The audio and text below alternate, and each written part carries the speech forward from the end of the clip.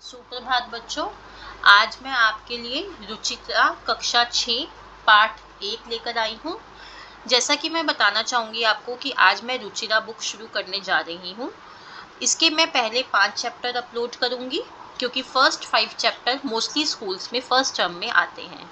अगर आपके स्कूल में कोई और चैप्टर आगे का कराया जा रहा है तो आप मुझे कमेंट बॉक्स में लिख के बता सकते हैं ताकि मैं वो वाला वीडियो भी अपलोड कर पाऊँ। तो रुचिरा मैं आज शुरू करने जा रही हूँ जिसके पहले पाठ का नाम है शब्द परिचय 1। तो आइए पाठ शुरू करते हैं। पाठ शुरू करने से पहले मैं थोड़ी सी पाठ की आपको इन्फॉर्मेशन देना चाहूँगी। जैसा कि आपको पता होना चाहिए कि जो चीज़ें पास होती हैं उनके लिए हम यह वर्ड यूज़ करते हैं और जो चीज़ें थोड़ी सी हमसे दूर होती हैं उसके लिए हम वह यूज़ करते हैं। अब संस्कृत में यह और वह कैसे यूज़ होता है?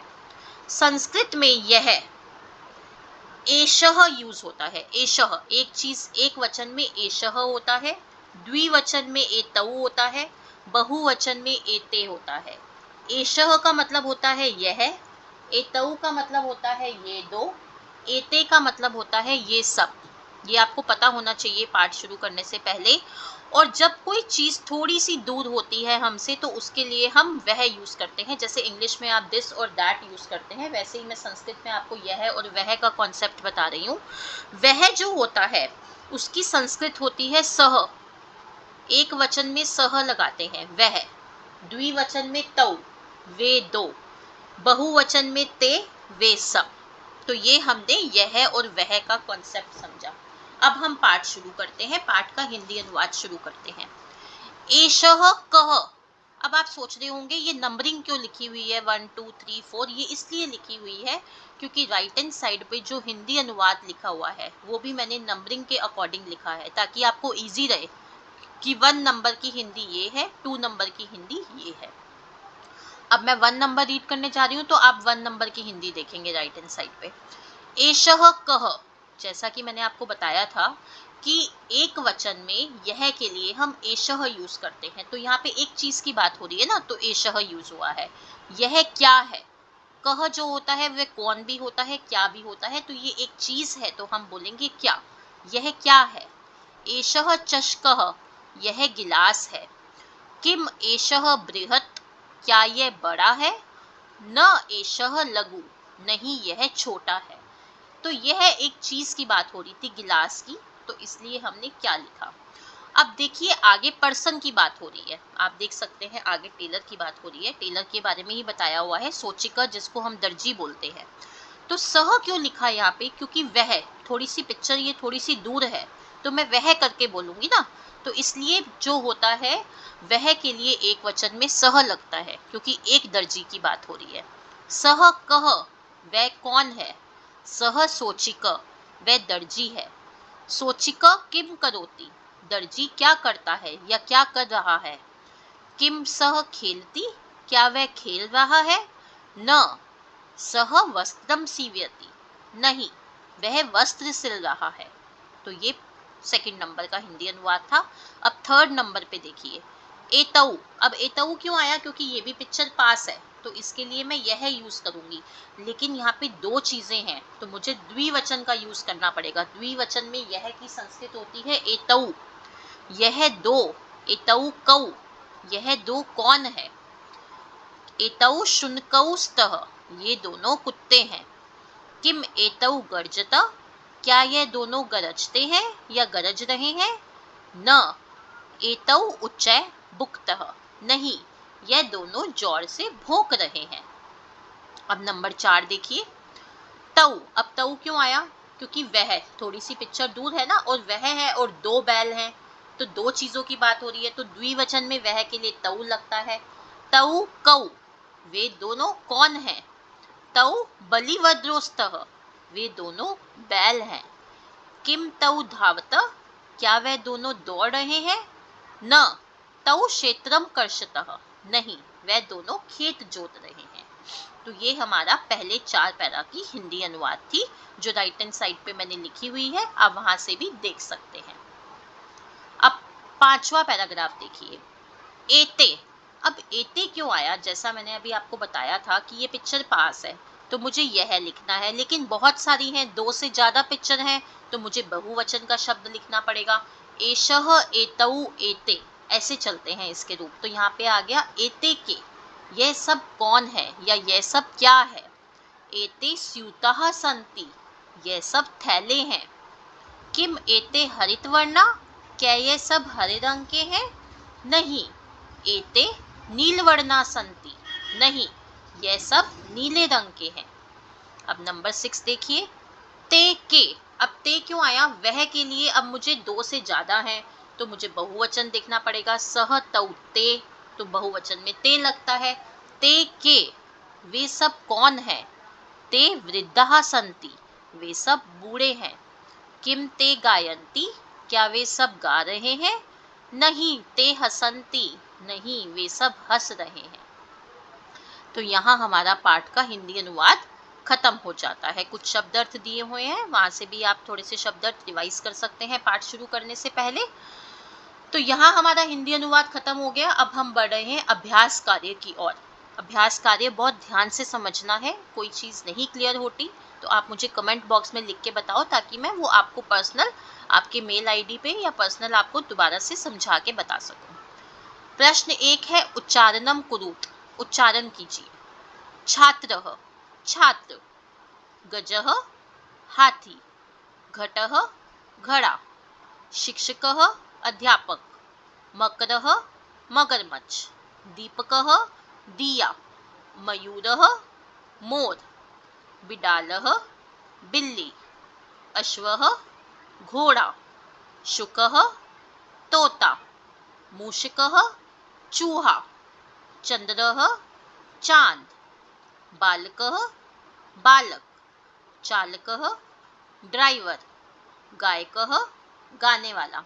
तो अब आप ये देखिए, ये सारे शब्द जो है ना, ये अकारांत पुल्लिंग शब्द हैं। अकारांत क्या होता है, जिनके पीछे अ स्वर लगा होता है। जैसे मैं छात्रः बोल रही हूँ, गजः बोल रही हूँ, तो जिसके पीछे लास्ट में कोई मात्रा नहीं लगी होती, जैसे त्र के साथ कोई मात्रा नहीं है, गज में ज के साथ कोई मात्रा नहीं है, तो इसका मतलब होता है उसमें अ स्वर लगा हुआ है, अ लगा हुआ है, अगर कोई मात्रा नहीं है।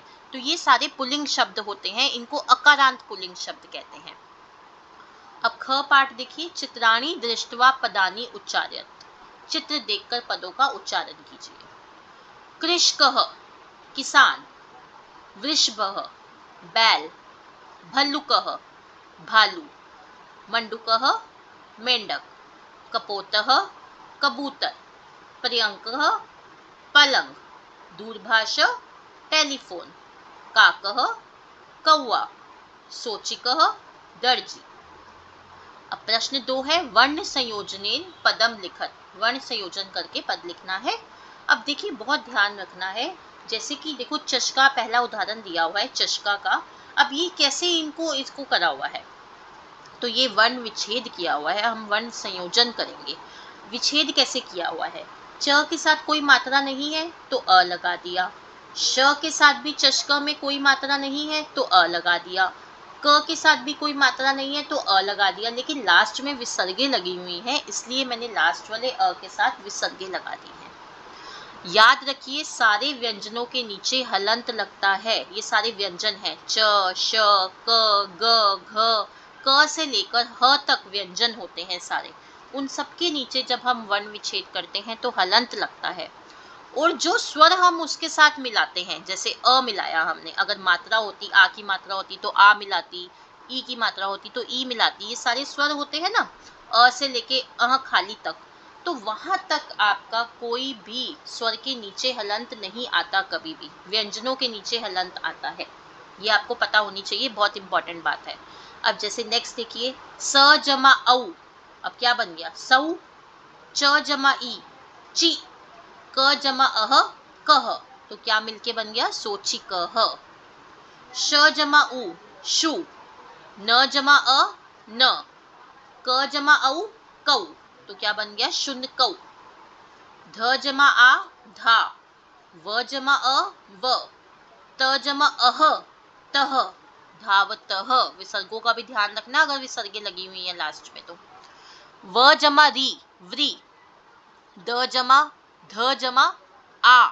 अब ये द और ध इकट्ठा जो है, देखिए द के पैर में ध आएगा, इसलिए उसके लिए अलग से मैंने स्वर नहीं मिलाया।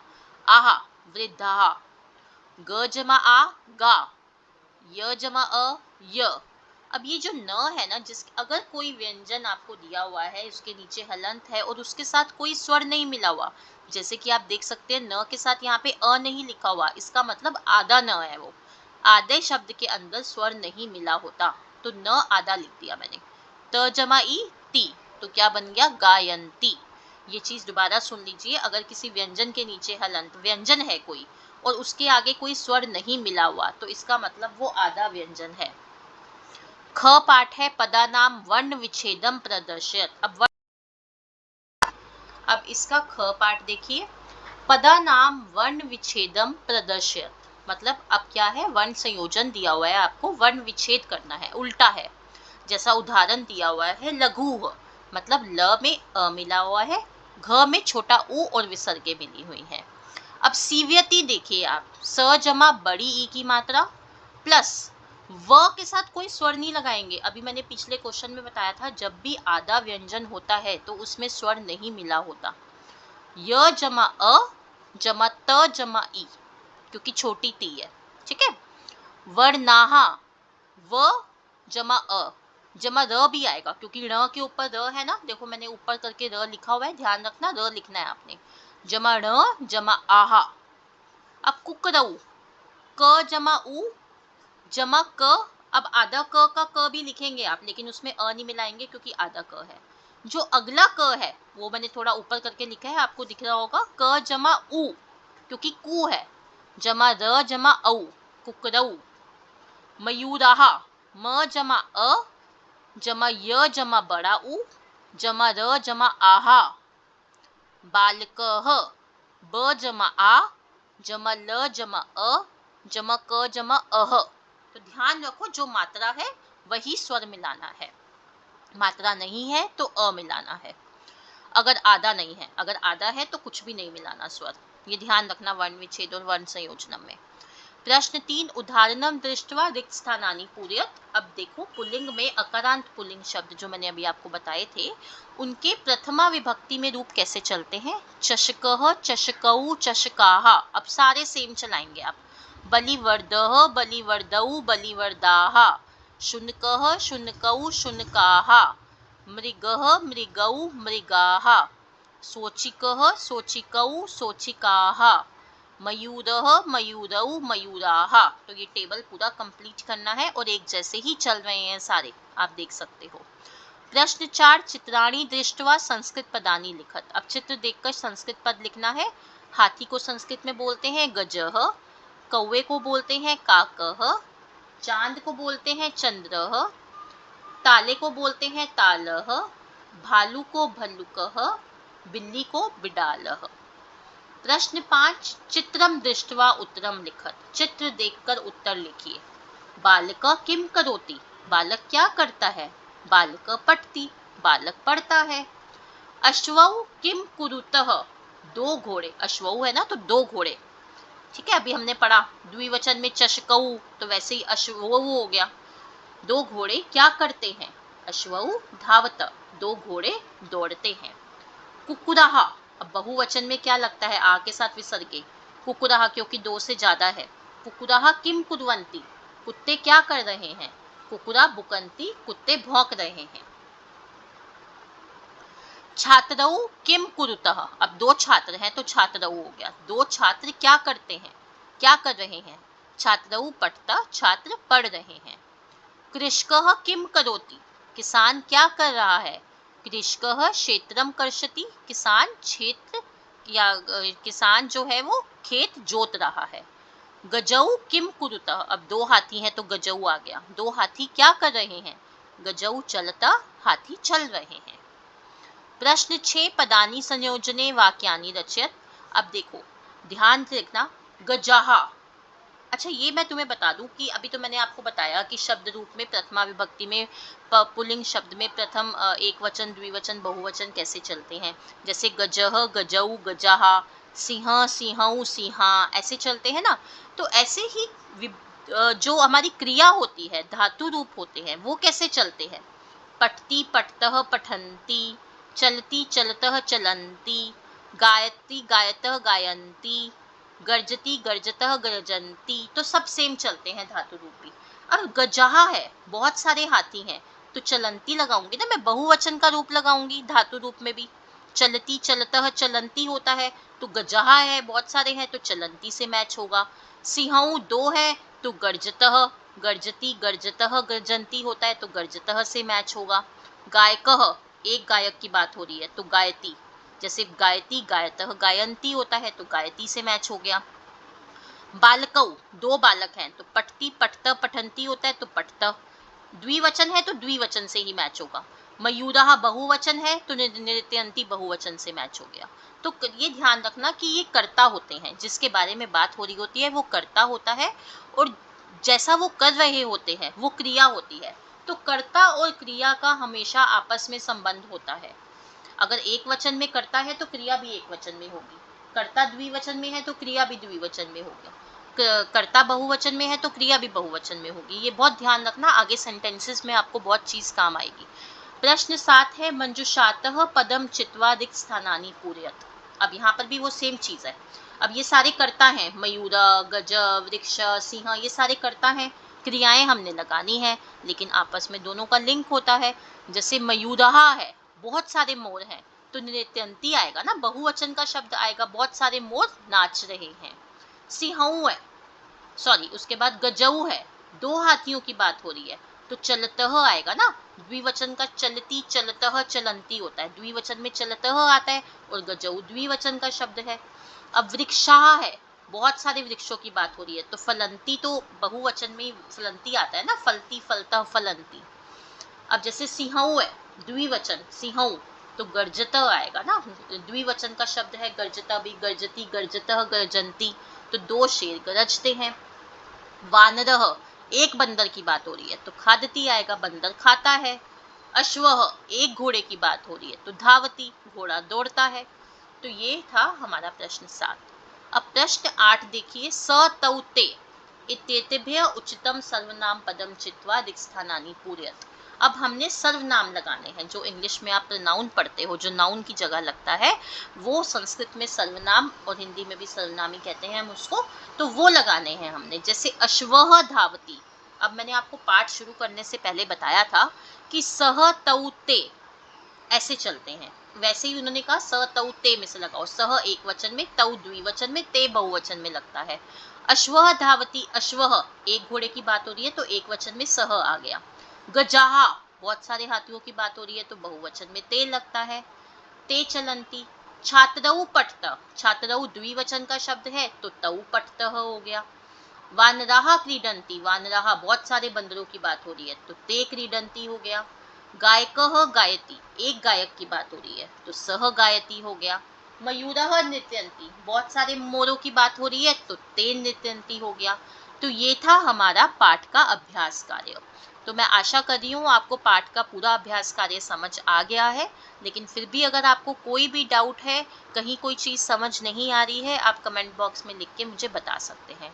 और अंत में मैं यही कहूँगी, kindly like share subscribe and comment my channel the education truth. धन्यवाद।